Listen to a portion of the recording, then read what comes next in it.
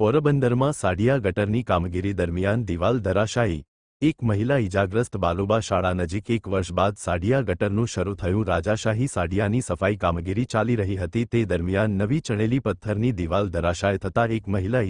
ઇજાગ્રસ્ત રાણીબેન નામની મહિલાને પોરબંદર સરકારી ભાવસિંહજી હોસ્પિટલમાં ખસેડવામાં આવ્યા।